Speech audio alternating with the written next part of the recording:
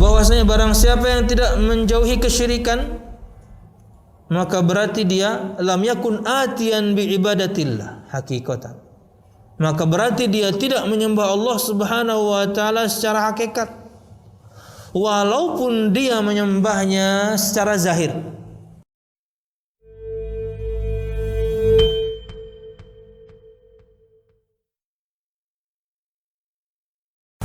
Assalamualaikum warahmatullahi wabarakatuh.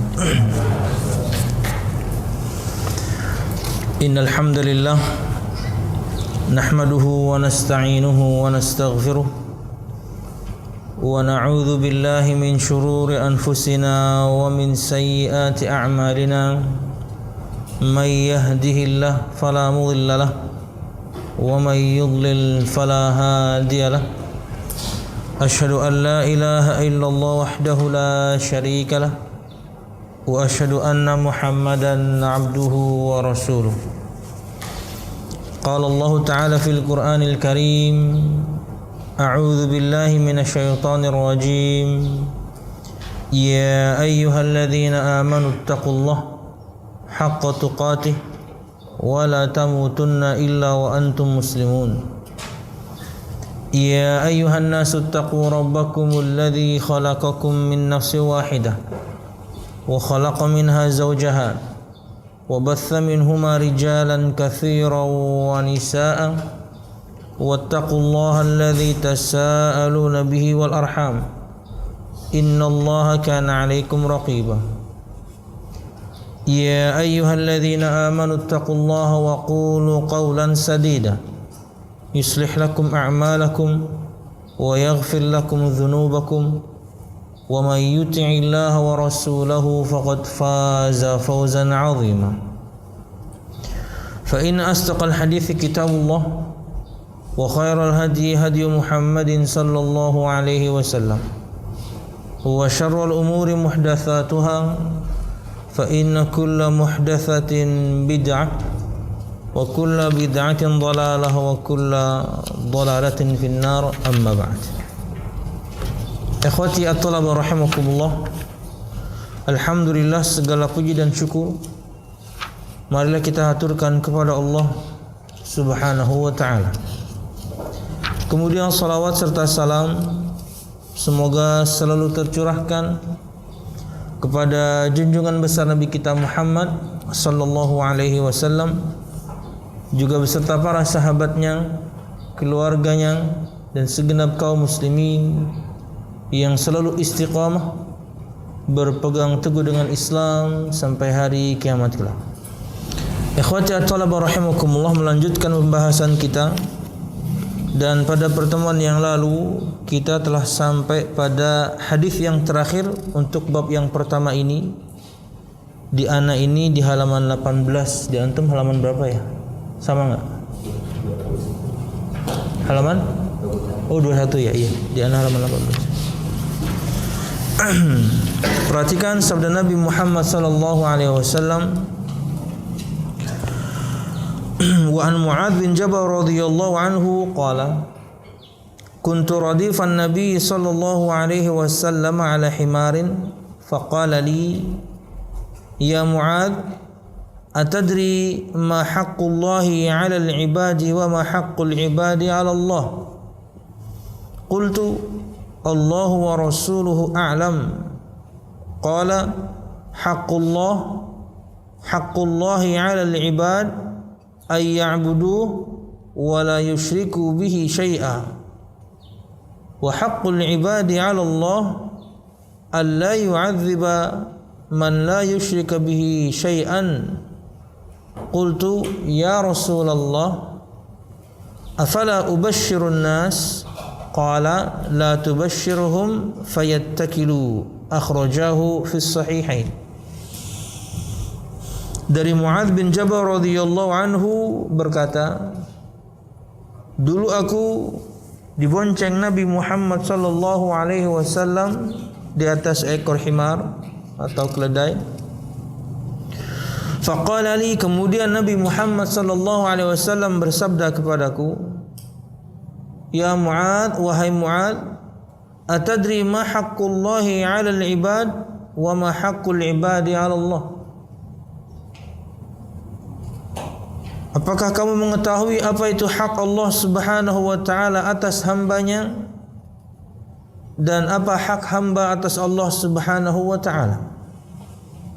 Kemudian aku mengatakan Allah dan Rasulnya yang lebih mengetahui. Kemudian Nabi Muhammad sallallahu alaihi wasallam bersabda, hak Allah atas hambanya adalah agar mereka menyembah Allah Subhanahu wa taala dan tidak berbuat syirik kepadanya dengan sesuatu apapun. Dan hak hamba atas Allah Subhanahu wa taala adalah agar Allah tidak mengazab barang siapa yang tidak berbuat syirik kepada Allah Subhanahu wa taala dengan sesuatu apapun. Qultu, kemudian aku berkata, wahai Rasulullah, tidakkah aku berikan kabar gembira ini kepada manusia? Kemudian Nabi Muhammad sallallahu alaihi wasallam bersabda, la tubashshirhum, jangan engkau berikan kabar gembira ini kepada manusia. Fayattakilu, niscaya mereka nanti akan meninggalkan amal atau ittikal. Ikhwati at-talab rahimakumullah, pada pertemuan yang lalu kita telah sebutkan sedikit keterangan akan hadis ini. Maka berikut kita ingin sebutkan keterangan Syekh Shalih Fauzan bin Abdullah Al-Fauzan hafizahullah taala akan hadis ini. Tapi sebelumnya perhatikan, ada faedah di situ berkaitan dengan siapa itu sahabat Mu'adz bin Jabal radhiyallahu anhu. Mu'adz huwa Mu'adz bin Jabal ibni Amr ibni Aus ibni Ka'b ibni Amr al-Khazraji al-Ansari, sahabiyun jalilun masyhurun min a'yanis sahabah, wa kana mutabahhiran fil ilmi wal ahkami wal Qur'an.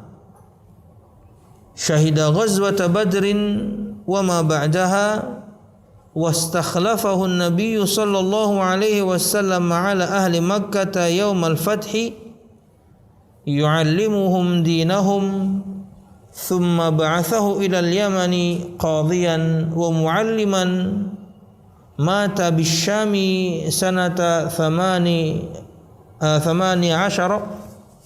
hijriyah wa lahu 38 am. Mu'adz bin Jabal radhiyallahu anhu, namanya aslinya adalah Mu'adz bin Jabal bin Amr bin Aus bin Ka'b bin Amr al-Khazraji al-Ansari. Dia dari salah satu di antara kabilah besarnya Madinah. Ada Aus, ada Khazraj.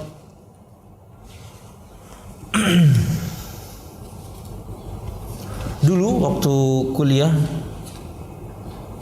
kadang-kadang itu nanya ke penduduk Madinah, karena selama kita bergaul dengan teman-teman asli orang Madinah atau penduduk Madinah, tidak kita dapati marga atau kabilah itu mereka sematkan di belakang mereka khususnya dua marga itu atau dua kabilah itu. Yang banyak itu di Madinah Al-Harbi, Ar-Ruhaili, yang gitu-gitu. Jarang kemudian kita dapatkan teman-teman kita orang Saudi asli Madinah atau masyarakat secara umum kemudian menyebutkan namanya, dan kemudian ada Al-Ausi atau Al-Khazraji. Padahal itulah dua kabilah terbesar Madinah. Wallahu a'lam bishawab. Apa alasan kemudian mereka kita katakan mungkin menutupinya? Karena mereka adalah kabilah yang sangat utama di kota Madinah.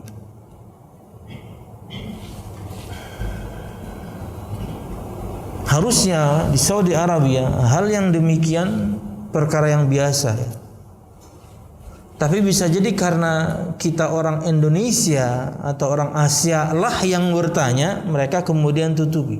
Karena kita tahu marga-marga atau fam teman-teman kita Arab Yaman di Indonesia ini kan macam-macam. Itu biasanya juga akan mengerucut kepada kabilah yang akan sampai ke kabilah yang besar gitu.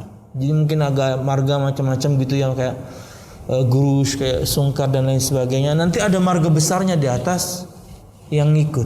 Kayak Al-Kathiri itu marga besar gitu. At-Tamimi itu marga besar. Banyak marga-marga yang kecil di bawahnya. Nah, terkadang orang kita nih khususnya nggak bisa tahu orang itu kemudian memiliki keutamaan pada marganya. Jadi bisa jadi kemudian itulah alasan kenapa sebagian mereka menutupi. Bahkan kayak di Banjarmasin sini saja, Anda mengetahui sebagian orang itu jika dia sebutkan marganya kita tahu dia Ahlul Bait, tapi dia tidak mau sebutkan. Kenapa? Karena ini berhati-hati. Kita nggak bisa tahu sedikit aja orang itu kemudian punya kabilah yang utama. Langsung bawaannya pengen minta air. Minta banyu gawian. Itu mungkin ya pemikiran Anda saja. Tapi yang jelas tidak kita dapati. Tapi salah seorang di antara mereka yang pernah tanya gitu ya, orang umum gitu ya, lagi nyupir. Kita ngompreng gitu dari asrama ke masjid. Kata dia, ada kok, masih ada bahkan banyak. Cuman mereka tidak memperlihatkan karena ini kabilah yang utama. Al-Aus dan Al-Khazraj, dua kabilah besar di Madinah yang paling utama, yang menopang dakwah Nabi Muhammad sallallahu alaihi wasallam. Sahabat yang mulia Mu'adz dari Khazraj Al-Ansari, dia dari kalangan Ansar. Ini sahabat yang sudah ada di Madinah. Beda dengan Al-Muhajirin, itu sahabat yang dari Mekah ke Madinah. Sahabiyun jalilun masyhurun min a'yanis sahabah. Sahabat yang mulia, terkenal, populer di kalangan a'yan itu bisa diterjemahkan apa ya? Paling gampang itu kalau kita terjemahkan sekarang itu orang dalam lah. Jadi Nabi Muhammad itu punya sahabat-sahabat yang sangat dekat dan berjumlah 8 orang disebutkan. Walaupun tentunya Mu'adz bin Jabal radhiyallahu anhu bukan bagian dari 8 itu.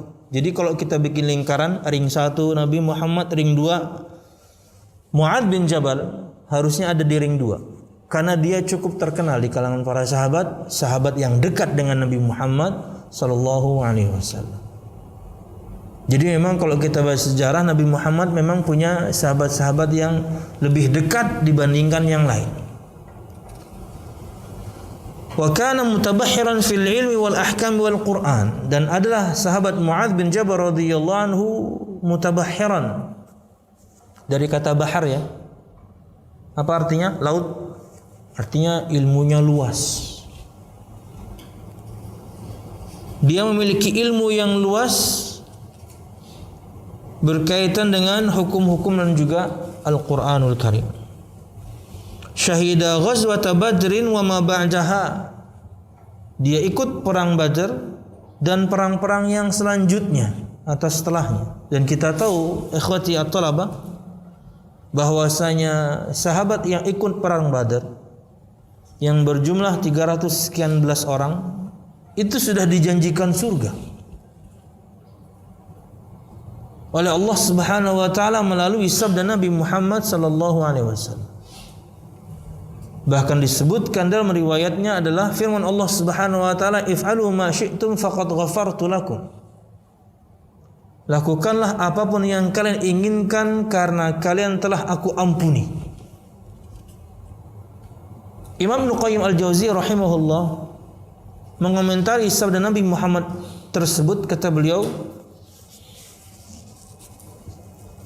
hadis ini kata beliau berkaitan dengan firman Allah memerintahkan untuk melakukan apapun yang kalian mau karena sesungguhnya kalian sudah aku ampuni.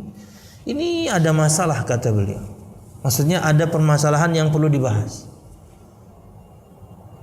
bagaimana Allah mengampuni lebih dulu akan satu perbuatan yang mereka belum lakukan. Lakukan yang kalian mau, sesungguhnya kalian sudah aku ampuni. Bayangin. Kemudian beliau memberikan keterangan untuk lebih mudah difahami.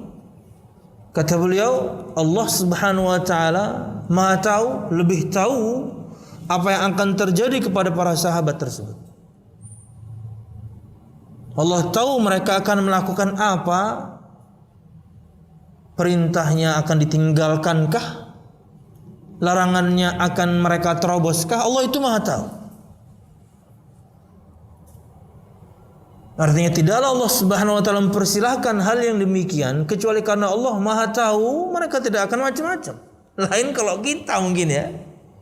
Semua santri muba ya, lakukan apapun yang kalian mau ya. Kalian sudah diampuni. Habis itu ntar zuhur nggak ada yang sholat. Udah diampuni. Karena imannya beda. Allah tahu apa yang akan terjadi kepada para sahabat. Dan betul saja, ikhwati at-talabah, sahabat Nabi Muhammad SAW menjadi orang yang lebih taat dan lebih taat lagi. Radhiyallahu anhu ajma'in. Makanya ketika ada kejadian, katakanlah kesalahan salah seorang di antara mereka, dan dia adalah orang yang ikut perang Badar, maka pembahasannya langsung kita abaikan. Enggak perlu kemudian kita bahas kesalahan seorang sahabat ini. Kenapa? Dia orang yang ikut perang Badar. Dosanya sudah Allah ampuni.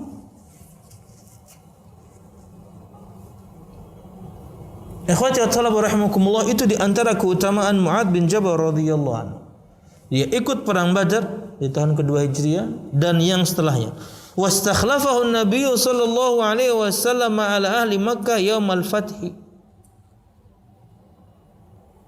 Dan Nabi Muhammad SAW menjadikan dia pemimpin, atau lebih tepatnya memberikan perwakilan atau menjadikan dia wakil atau wali yang memimpin Mekah.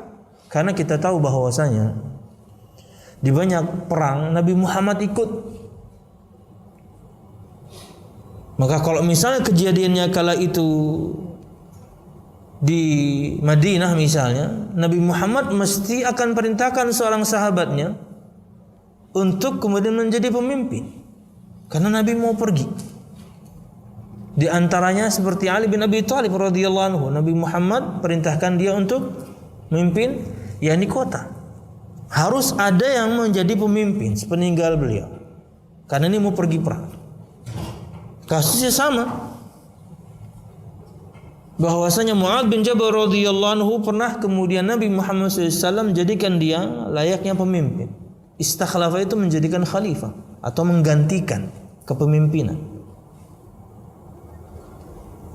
Untuk ahli Makkah ketika Fathu Makkah tahun 8 Hijriah tentunya, yu'allimuhum dinahum. Paham saya. Istikhlaf di sini artinya Nabi Muhammad sallallahu alaihi wasallam menjadikan Mu'adz bin Jabal radhiyallahu anhu pemimpin untuk mengajarkan kepada mereka urusan agama mereka. Kemudian Nabi Muhammad SAW selanjutnya ba'athahu ilal Yaman, mengutus Mu'adz bin Jabal radhiyallahu anhu ke Yaman sebagai qadhi, hakim, wa muallim, guru, ustaz, pengajar, untuk mengajarkan agama Islam. Dan kita tahu sejarah bagaimana sepulangnya Mu'adz bin Jabal radhiyallahu anhu dari Yaman, dia sujud di hadapan Nabi Muhammad SAW.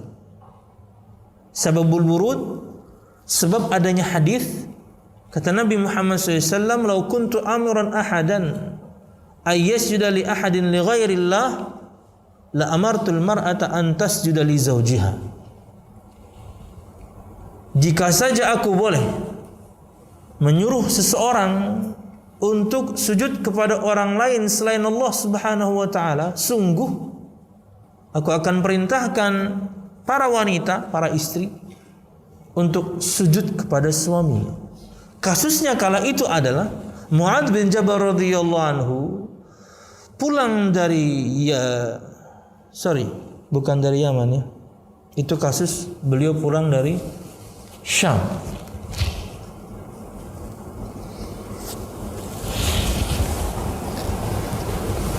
Kasus beliau pulang dari Syam. Jadi Mu'adz bin Jabal radhiyallahu anhu itu pernah diutus Nabi Muhammad ke Yaman. Juga Nabi Muhammad pernah mengutusnya ke Syam, bahkan kita sebutkan di sini beliau meninggalnya pun di Syam. Tapi pernah dia pulang dari Syam, berjumpa Nabi Muhammad dan dia sujud. Kata Nabi Muhammad, "Malaka ya Mu'adz? Ada apa kamu ini Mu'adz?" Dan beliau perintahkan untuk berdiri. Enggak boleh maksudnya sujud kepada manusia. Padahal beliau adalah Rasulullah SAW. Kalau aku boleh menyuruh seseorang untuk sujud kepada orang lain selain Allah, aku akan perintahkan para istri sujud pada suaminya. Tapi enggak boleh. Di antara hikmah yang bisa kita pelajari juga adalah dari kejadian tersebut Nabi Muhammad tentunya tidak langsung mengkafirkan mengkafirkan Mu'adz yang sujud kepada selain Allah pada beliau. Kenapa? Karena salah faham. Itulah salah satu syarat yang harus terpenuhi pada diri seseorang sebelum dia dikafirkan. Selain dia bukan orang gila, dia waras. Dia bukan anak kecil, dewasa. Sudah sampai dalil kepadanya, dia mengatakan kata-kata kekufuran atau dia melakukan perbuatan kekufurannya itu, pilihan dia, nggak ada yang maksa. Nah, syarat yang terakhir, dia harus orang yang bukan orang yang salah faham. Mengatakan kata-kata kekufuran, melakukan perbuatan kekufuran. Yang dilakukan Mu'adz bin Jabal itu perbuatan kekufuran, tapi dia salah faham. Kenapa? Karena di Syam, namanya dulu Syam, sekarang itu ada 4 negeri, Jordania, Syria, Lebanon, dan Palestina. Dulu namanya Syam. Dia di Syam mendapati bahwasanya orang itu kalau ingin menghormati orang lain itu dengan sujud di hadapannya, itu bukti hormat. Itulah yang dipraktikkan Mu'adz kepada Nabi Muhammad, menghormati. Dia salah faham akan hal tersebut, makanya Nabi Muhammad tegur. Nah, disebutkan juga yang Nabi Muhammad SAW mengutusnya ke Yaman. Ada nanti hadis setelah ini tentunya. Bagaimana Nabi Muhammad SAW perintahkan Mu'adz bin Jabal radhiyallahu anhu untuk berdakwah ke Yaman. Dan di Yaman itu adalah mayoritasnya Nasrani. Sabda Nabi Muhammad SAW ketika menyebutkan innaka ta'ti qauman min ahlil kitab, sesungguhnya kamu akan mendatangi satu kaum ahli kitab, lebih tepatnya kala itu Nasrani. Kata para ulama, maksud perintah Nabi Muhammad seperti itu agar kita para dai berilmu sebelum berdakwah. Yang kamu akan datangi orang yang pernah turun kepada mereka Alkitab. Mereka orang-orang yang basicnya itu diturunkan kepada mereka Alkitab, Injil. Kamu akan mendatangi mereka.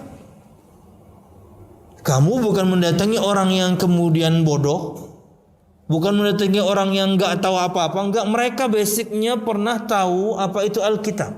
Kamu akan berdakwah kepada mereka. Apa kata Nabi Muhammad? Faltakun awwalu ma tad'uhum ilaihi syahadatu an la ilaha illallah. Maka jadikanlah dakwah pertama kali. Maka jadikanlah yang kamu seru pertama kali kepada mereka, hai Mu'adz, adalah persaksian la ilaha illallah. Jadi Nabi Muhammad perintahkan Mu'adz mengilmui apa yang dia ingin sampaikan nanti. Dan yang Nabi Muhammad perintahkan untuk menyampaikan perkara tauhid nomor 1. Kemudian dia meninggal di Syam tahun 18 Hijriah dan memiliki umur 38 tahun. Sangat muda ya. Wallahu a'lam bishawab. Lanjut. Al-ma'na al-ijmali lil hadis, makna secara global untuk hadis ini. Anna an-nabiy sallallahu alaihi wasallam arada an yubayyana wujub at-tauhid 'ala al-ibadi wa fadlihi. Fa'alqa dzalika bi sighatil istifham. liyakuna awqa' fi nafsi wa ablagh fi fahmil muta'allim. Falamma bayyana sallallahu alaihi wasallam li Mu'adz fadl at-tauhid ista'dzanahu Mu'adz ay yukhbira bidzalika an-nas liyastabshiru. Famanahu an-nabiy sallallahu alaihi wasallam min dzalika khaufan min ay ya'tamida an-nasu ala dzalik fayuqallilu min al-a'mali as-salihah. Berkata Syekh Shalih Fauzan bin Abdullah Al-Fauzan hafizahullah taala, bahwasanya Nabi Muhammad sallallahu alaihi wasallam ingin menerangkan kewajiban tauhid atas seorang hamba dan juga keutamaannya. Artinya dalam hadis ini Nabi Muhammad ingin terangkan kepada Mu'adz akan wajibnya kita mengesahkan Allah Subhanahu wa taala. Kewajiban kita sebagai hamba, dan itu hak Allah yang harus Allah dapatkan. Hak Allah atas hamba, kita menyembahnya, kita beribadah kepadanya dan tidak berbuat syirik kepadanya dengan sesuatu apapun. Itu kewajiban kita sebagai seorang hamba. Tujuan kita diciptakan menyembah Allah. Kewajiban yang harus kita lakukan adalah menyembah Allah. Hak yang Allah harus dapatkan dari kita hambanya yaitu disembah satu-satunya dan tiada sekutu bagi Allah Subhanahu wa taala. Wa fadlih, dan juga Nabi Muhammad SAW ingin menerangkan dalam hadis ini keutamaan tauhid, yaitu ketika seorang mengesahkan Allah Subhanahu wa taala, dia menunaikan kewajibannya yaitu mengesahkan Allah Subhanahu wa taala. Dia punya hak dari Allah yang harus Allah berikan kepadanya. Apa itu? Sebuah keutamaan. Apa itu? Tidak boleh diazab.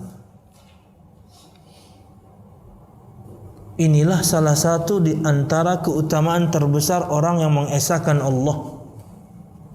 Dia dapat haknya dari Allah Subhanahu wa taala. Allah akan berikan kepadanya haknya, yaitu tidak diazab. Ini keutamaan dan juga kabar gembira. Keutamaan orang yang mengesahkan Allah dan kabar gembira untuk orang yang mengesahkan Allah. Tidak diazab. Inilah dakwah tauhid. Tapi sangat disayangkan ketika disampaikan ada saja yang tidak suka. Padahal dakwahnya menyelamatkannya.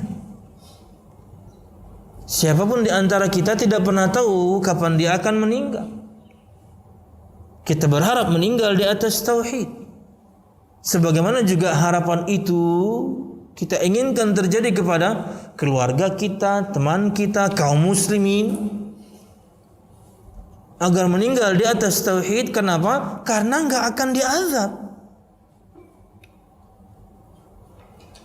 Kalau sudah berkaitan dengan dakwah tauhid, berarti juga mendakwahkan untuk menghindari sebaliknya, menghindari lawannya yaitu syirik.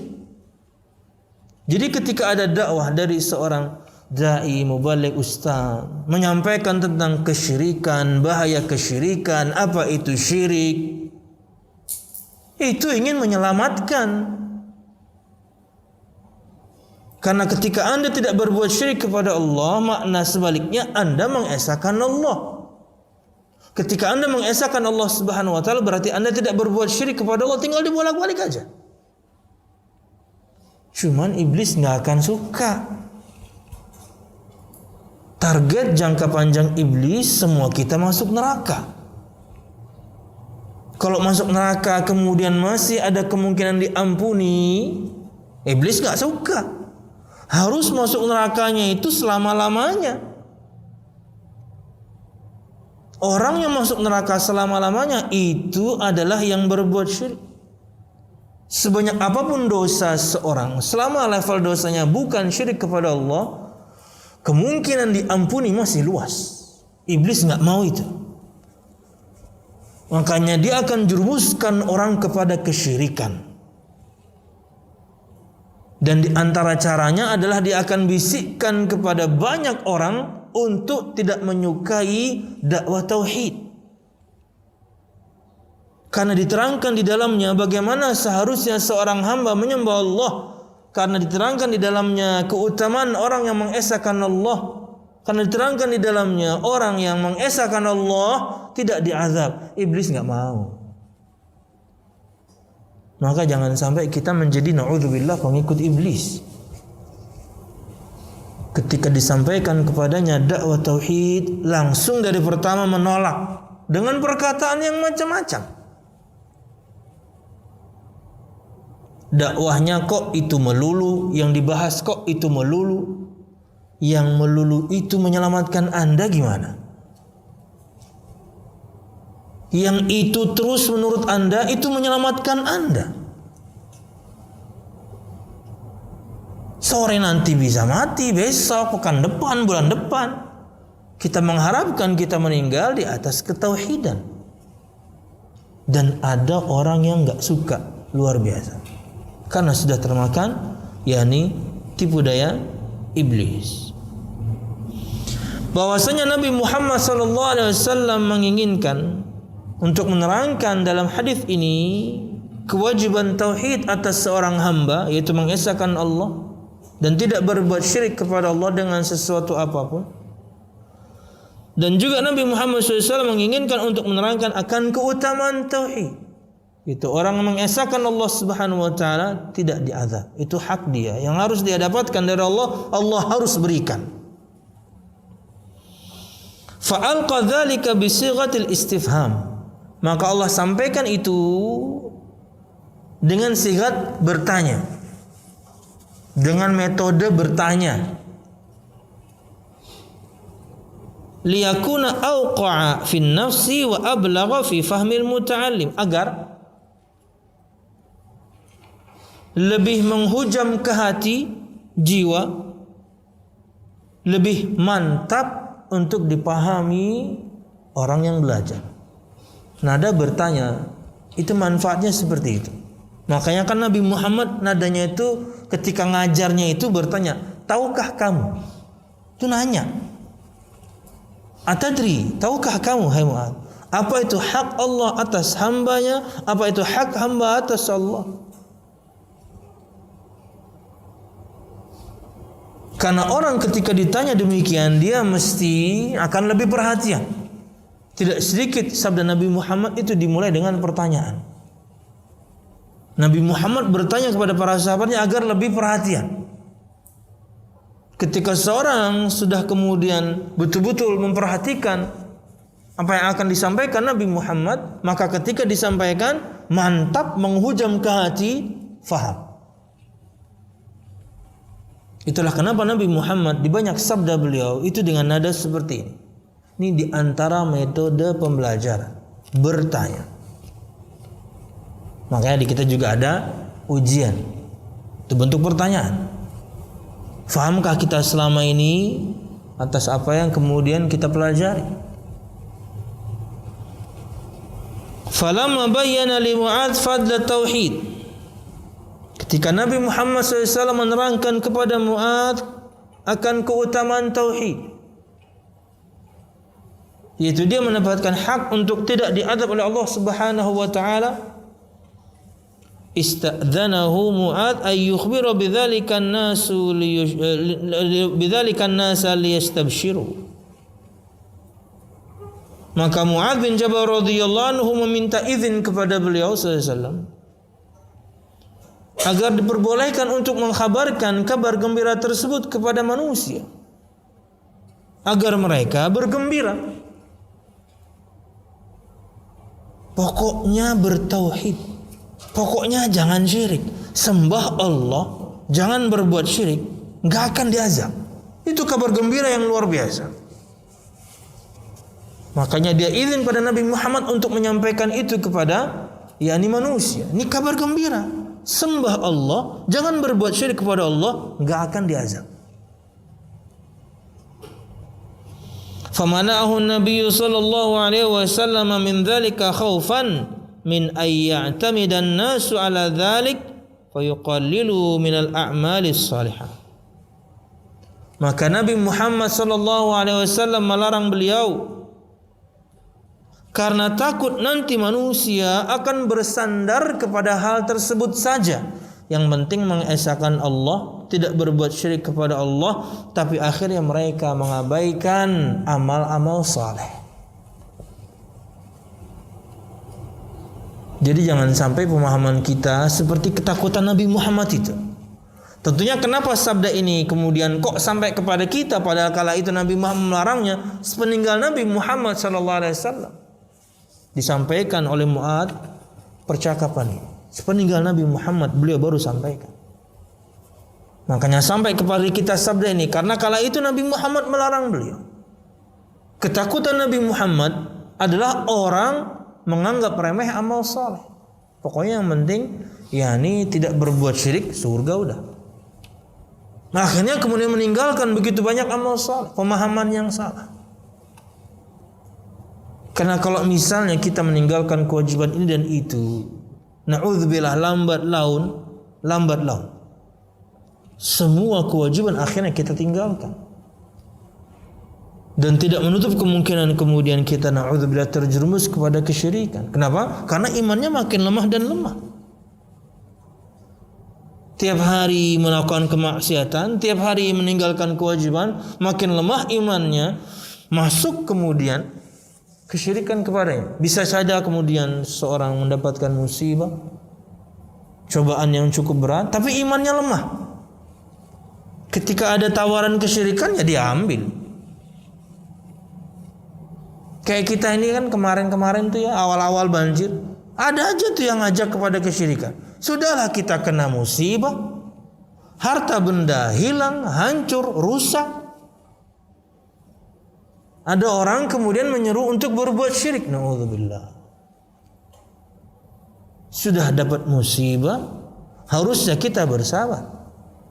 Jadi bahan introspeksi ini karena begitu banyaknya dosa kita.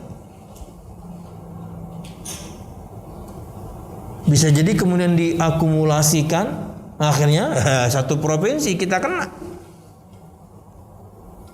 musibah, oke. Tapi yang rusak, yang hilang, yang hancur harta benda bukan akidah. Bayangin, sudahlah kemudian harta benda hancur, hilang dan rusak, masa akidah juga hilang? Ada itu seruan itu. Dari orang yang mungkin disebutkan dai kah, mubalik kah, ustadz kah, syekh kah di Jawa sana. Dengan anjuran-anjuran kepada masyarakat Kalimantan Selatan untuk berbuat syirik. Na'udzubillah. Dengan begitu banyaknya dosa saja, udah susah hidup kita ini. Tambah kemudian dengan misalnya kesyirikan yang begitu banyak, tenggelam nanti kota kita ini. Karena masih banyak yang beriman, makanya masih selamat kita ini. Jakarta, Bali, atau kota-kota besar yang lain, kemaksiatannya luar biasa. Tapi kenapa kok tidak Allah tenggelamkan? Yang berimannya masih banyak. Yang menyembah Allah yang masih banyak. Yang meminta ampun kepada Allah Subhanahu wa taala masih banyak. Wallahu a'lam bishawab. Munasabatul hadits lil bab, korelasi hadis ini dengan bab tauhid atau kitab tauhid. Anna fihi tafsir at-tauhid bi annahu ibadatullah wahdah la syarikalah. Bahwasanya di dalam hadis ini ada tafsir tauhid, ada penafsiran tauhid, ada keterangan apa itu tauhid. Bahwasanya ia adalah menyembah Allah, beribadah kepada Allah Subhanahu wa taala satu-satunya dan tidak ada sekutu bagi Allah Subhanahu wa taala. Itulah tauhid. Mengesahkan Allah dalam peribadatan, dan itu ada pada hadis ini. Itulah korelasi hadis ini dengan kitab tauhid yang sedang kita bahas. Ma yustafadu minal hadis, cukup banyak ini, ada 11 faedah. Apa yang bisa kita ambil faedahnya dari hadis ini? Perhatikan. 1.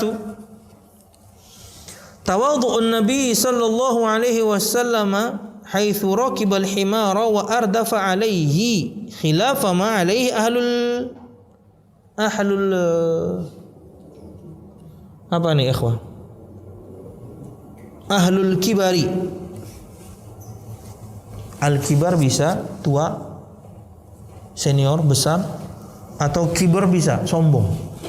Bisa dua harokat itu. Tapi ketika disebutkan di awalnya tawadhu, berarti ini harusnya kibar ya, sombong ya. Rendah hatinya Nabi Muhammad sallallahu alaihi wasallam, tawadhu. Di mana beliau menunggangi seekor himar dan membonceng seorang di belakangnya. Berbeda terbalik dengan yang terjadi kepada orang-orang yang sombong. Boro-boro kemudian mau memboncengi seseorang, mau bawa temannya bersama di mobilnya, mau membawa temannya bersama di mungkin sepeda motornya. No. Kita sudah bahas ini. Dan kita membicarakan pemimpin umat manusia, makhluk paling mulia. Bukan bupati, bukan camat, bukan wali kota, bukan gubernur. No. Ini pemimpin umat manusia. Maka kalau misalnya kita punya satu jabatan, atau kita misalnya menjadi orang yang cukup terpandang,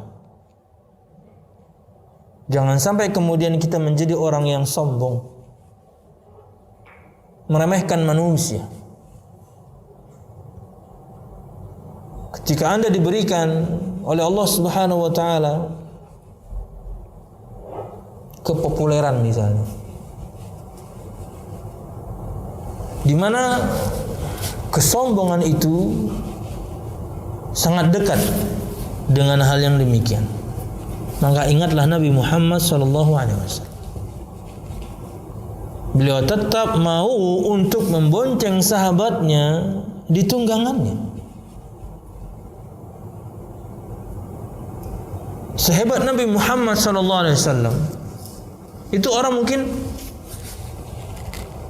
bukan orang ya, para sahabat itu ya, bermajlis bersama Nabi Muhammad itu aja gembiranya luar biasa.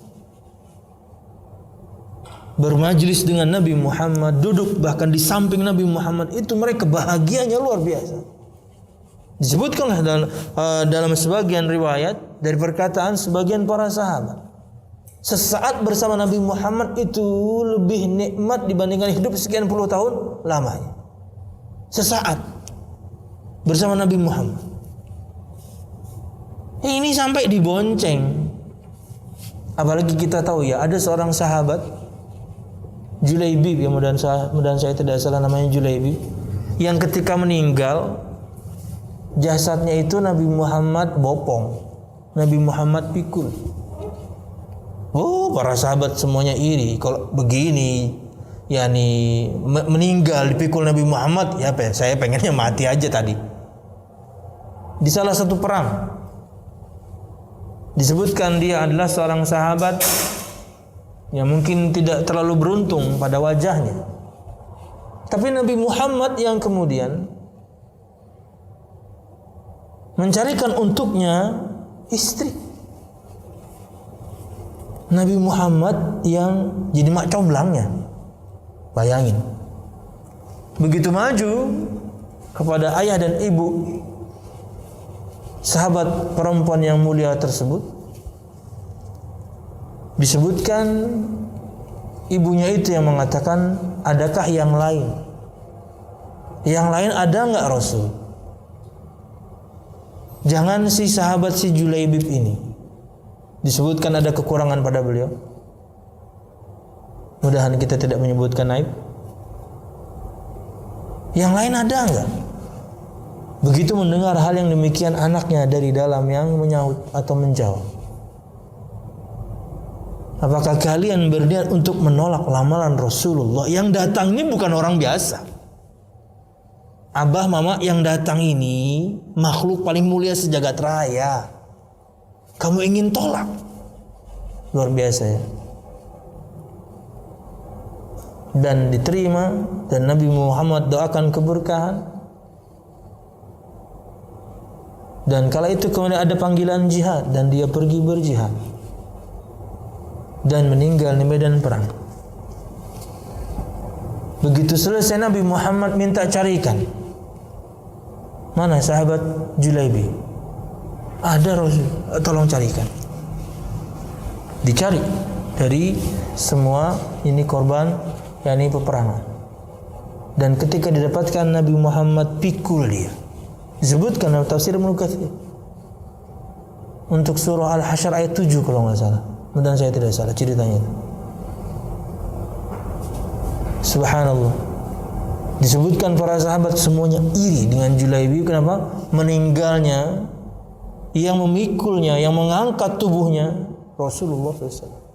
Karena mereka tahu sesaat bersama Nabi Muhammad itu nikmat luar biasa. Sampai dia pikul tubuh Anda itu gimana itu? Sallallahu alaihi wasallam. Makanya ini kemuliaan untuk Mu'adz bin Jabal dan ketawaduan Nabi Muhammad sallallahu alaihi wasallam. Beliau bisa saja kemudian ditandu atau mungkin di atas onta, sahabat di bawah, naik himar, sahabat mungkin jalan, bisa lah dia sallallahu alaihi wasallam. Tolong dia nabi kok, tapi tidak, beliau bonceng. Yuk ikut. Jawazul irdafi 'ala dabbati idza kanat tutiqu dzalik. Bolehnya membonceng, artinya menunggangi binatang, tapi dua orang ya,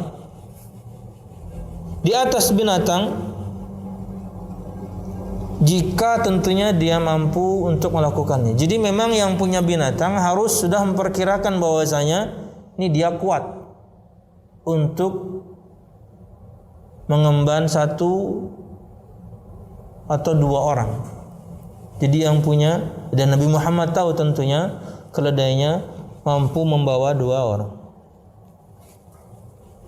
Jadi boleh membonceng seseorang di atas tunggangan, entah itu kuda, entah itu keledai, asal dia memang mampu untuk yakni mengemban atau memikul atau mengangkat dua orang. Kalau tidak, maka masuk kategori zalim jadinya. Kategori zalim. Wallahu a'lam bishawab. Dan kita tahu bahwasanya Nabi Muhammad SAW bersabda, Allah mengajarkan kepada kita, mewajibkan kepada kita untuk berbuat baik kepada apapun, siapapun, termasuk diantaranya binatang. Tidak boleh zalim. 3. At-ta'limu bi tariqati su'ali wal jawab. Ta'lim, pembelajaran, itu bisa dengan cara tanya jawab. Itulah yang Nabi Muhammad SAW lakukan. Beliau bertanya kepada sahabat yang mulia Mu'adz bin Jabal radhiyallahu anhu, dan beliau menjawab tidak tahu kala itu. Tapi itulah cara mendidik dengan pertanyaan. Tahukah kamu? Enggak tahu. Baru kemudian kita terangkan. Karena ketika dia mengatakan tidak tahu, maka dia siap akan keterangan yang kita akan berikan. Maka kalau itu dia akan lebih faham, maka kalau itu yang kita sampaikan akan lebih menghujam ke hatinya. Kenapa? Dia sudah sangat perhatian. Anna man su'ila amma la ya'lamu yanbaghi lahu ay yaqula Allahu a'lam. Faedah yang keempat yang kita bisa dapatkan dari hadis ini adalah bahwasanya barang siapa yang ditanya tentang sesuatu dan dia tidak mengetahui jawabannya, maka seharusnya dia, seyogyanya dia mengatakan Allahu a'lam atau wallahu a'lam. Jangan sok tahu. Kalau tidak tahu, jangan sok tahu. Jangan karena gengsi kemudian kita jawab asal. Saya kan lulusan Madinah, saya kan lulusan Libya, Saya kan lulusan ini, saya kan lulusan itu. Kan tidak semua perkara kemudian kita paham. Jangan karena kemudian Anda gengsi, Anda lulusan satu universitas tertentu, ditanya kepada Anda tentang satu perkara agama, basicnya Anda belum tahu, atau tahu tapi belum mantap, maka katakan wallahu a'lam. Jangan menurut saya, kira-kira, nggak bisa kayak gitu. Ini agama ilmu, ini agama wahyu. Yang namanya ilmu itu Allah berfirman, yang namanya ilmu itu Nabi Muhammad bersabda.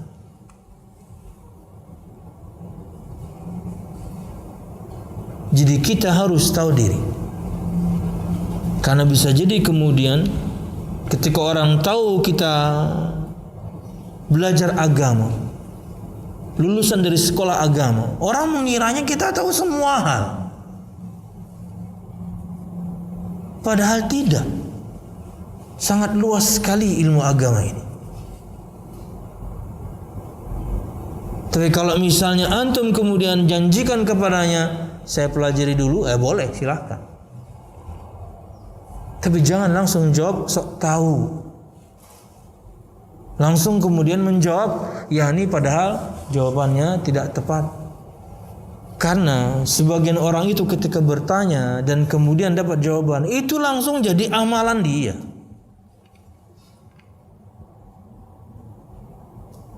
Beberapa waktu yang lalu, Ana pernah ngisi pengajian di teman-teman tunarungu, sahabat tuli. Jadi ibunya itu, penerjemahnya itu pakai bahasa isyarat, mengatakan, Ustadz, mereka ini begitu dapat info itu langsung jadi prinsip hidup. Jadi apapun info yang mereka dapatkan, itulah yang akan jadi prinsip mereka.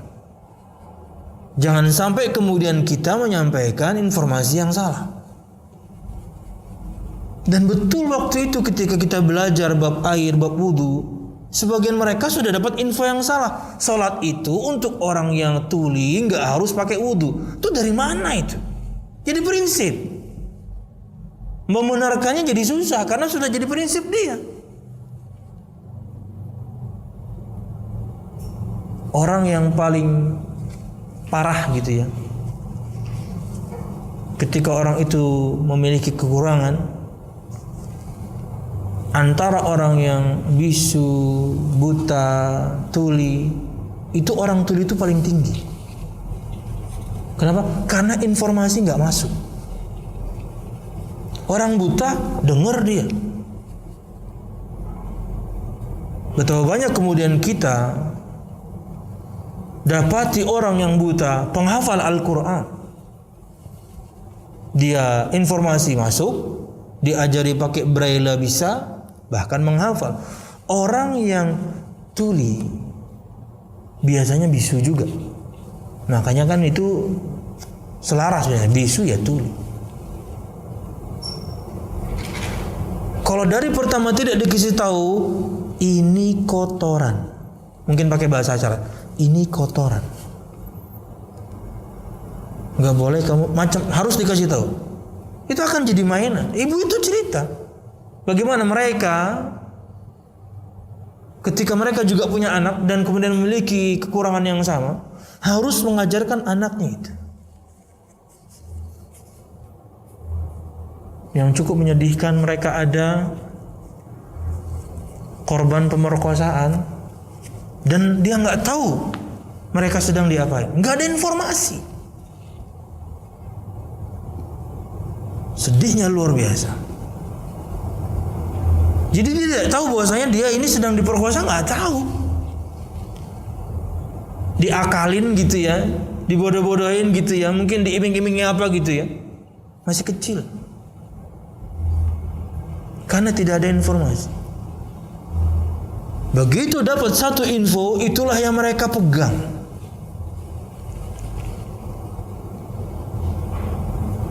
Makanya kalau ada yang bertanya kepada kita akan satu perkara, khususnya agama, jawaban kita itu bisa jadi prinsip orang. Jadi harus santai dulu. Antum nggak tahu, pelajari dulu. Baru kemudian jawab. Kalau tahu silahkan jawab. Tapi jangan sok tahu. Tidak perlu gengsi untuk mengatakan wallahu a'lam. Mohon maaf, saya nggak tahu. Mohon maaf, saya pelajari dulu ya. Mohon maaf, saya pahami dulu ya. Karena terkadang pertanyaan orang cukup rumit.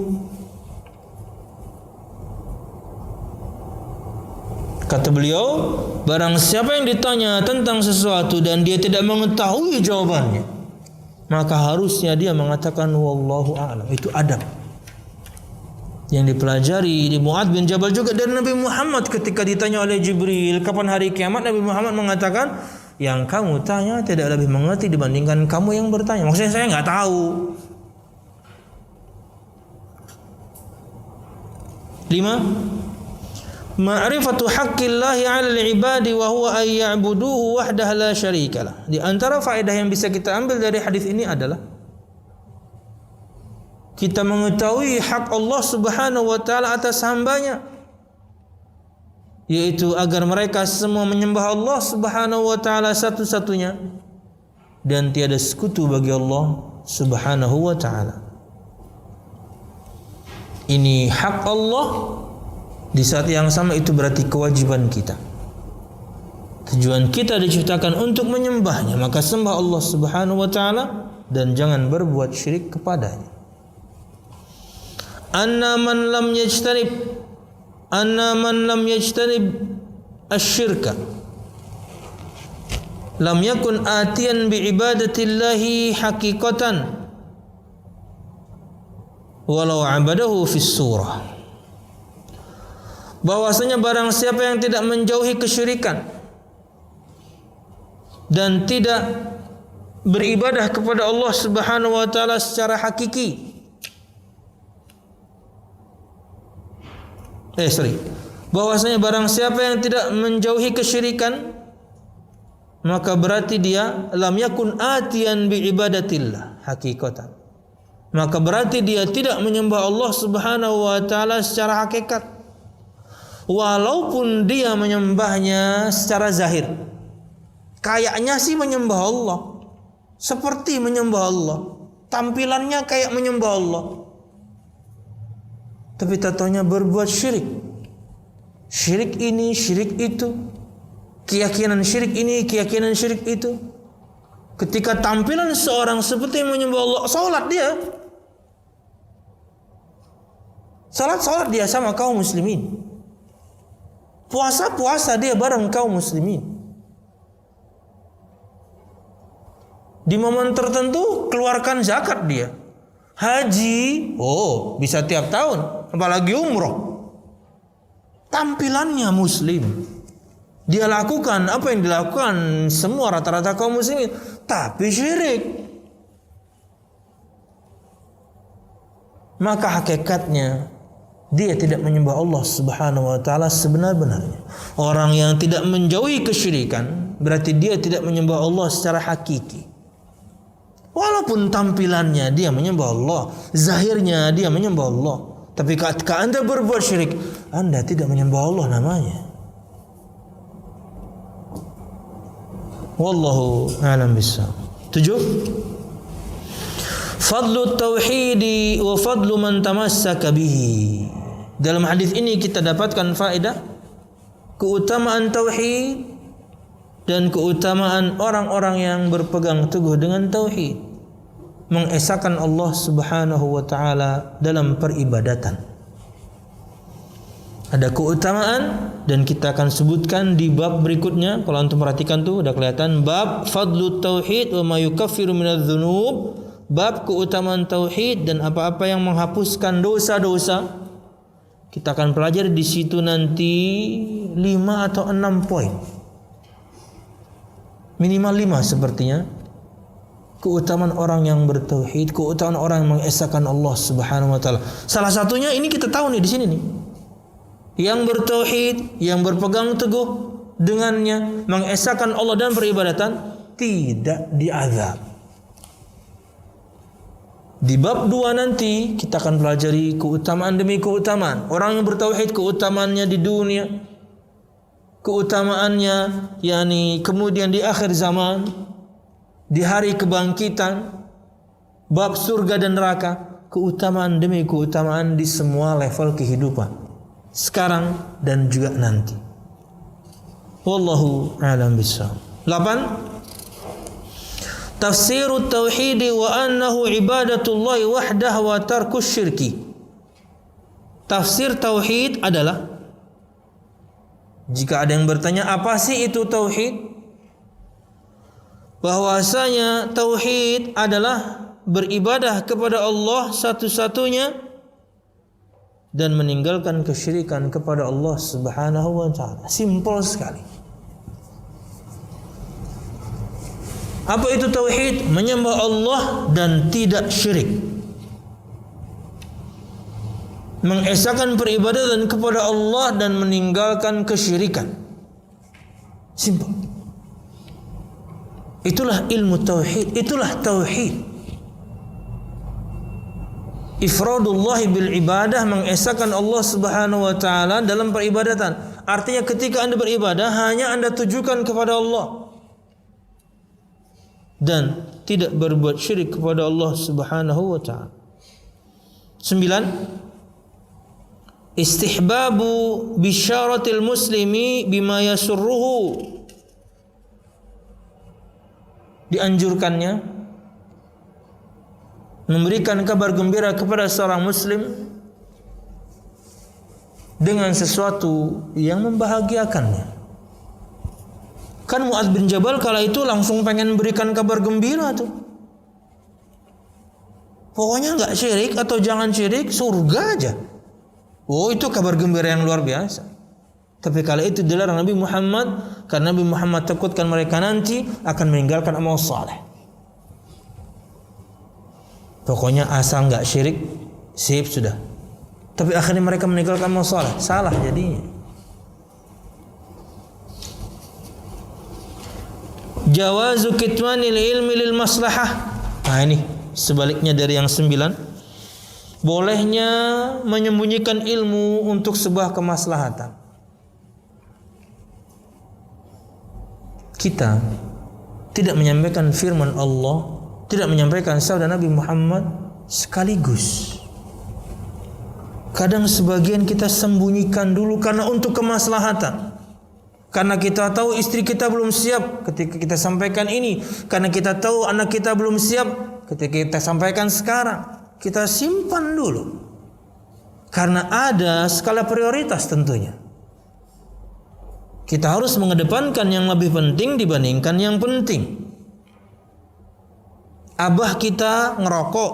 Di saat yang sama abah kita dia juga meninggalkan sholat. Rokoknya jangan dibahas dulu. Kita simpan dulu ilmu tentang haramnya rokok. Iya penting.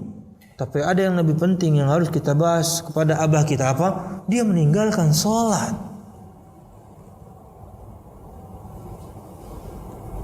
Kepada teman juga demikian. Makanya kata Ali bin Abi Thalib radhiyallahu anhu, dan saya tidak salah kutip perkataan Ali bin Abi Thalib, "Hadithun nasa biqadri uqulihim, atuhibbu ayyukadzdzaba Allah wa rasuluh." Ajak manusia berbicara sesuai kadar akalnya. Apakah kamu mau firman Allah, sabda Nabi Muhammad didustakan? Karena kalau kita salah momennya, mau berapapun firman Allah, mau berapapun sabda Nabi Muhammad tertolak. Kenapa? Karena terkadang kita menyampaikan yang salah, momennya salah, cara menyampaikannya salah. Momen harus tepat, cara menyampaikannya harus tepat, diksinya harus tepat, skala prioritasnya harus ada. Apa yang kita sampaikan lebih dulu dibandingkan yang lain. Jadi boleh menyimpan ilmu untuk sebuah kemaslahatan. Tidak kita berikan seabrok. No. Bertahap. Kedepankan yang lebih penting dibandingkan yang penting. Yang enggak penting enggak perlu dibahas. Kemudian yang terakhir kita tutup dengan ini. Ta'addubul muta'allim ma'a mu'allimihi. Beradabnya orang yang belajar, murid kepada yang mengajar, guru, ini harus dimiliki. Makanya ikhwah fillah, at-talaba rahimakumullah, di antara keberkahan ilmu Imam Asy-Syafi'i itu karena adab dia kepada gurunya. Ya, disebutkan dalam sebuah riwayat bagaimana beliau Imam Asy-Syafi'i rahimahullah taala pelan-pelan sekali membuka lembaran kertas di hadapan gurunya Imam Malik agar tidak terdengar suara. Bayangin. Makanya sampai sekarang ilmunya bermanfaat. Itulah berkahnya ilmu. Imam Syafi'i 204 sudah meninggal. Sekarang 1400 berapa? 1442 ya? Bro? 1442 ya? Kurangi 204 berapa tuh? 1200-an sekian tahun.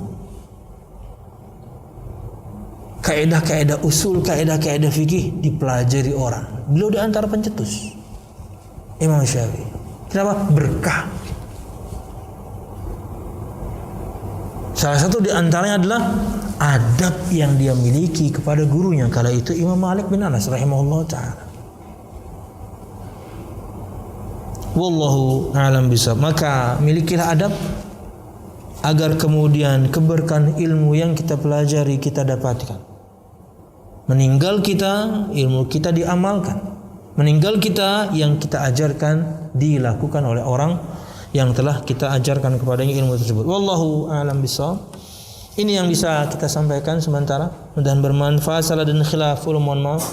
Mudah-mudahan kajian kita, pelajaran kita ini diberkahi Allah Subhanahu wa taala, bermanfaat untuk kita tentunya di dunia dan juga di akhirat. Insyaallah amin ya rabbal alamin. Berikutnya insyaallah pada pertemuan mendatang kita masuk ke bab yang baru, yaitu keutamaan tauhid dan apa-apa yang bisa menghapuskan dosa-dosa. Wallahu a'lam bishawab.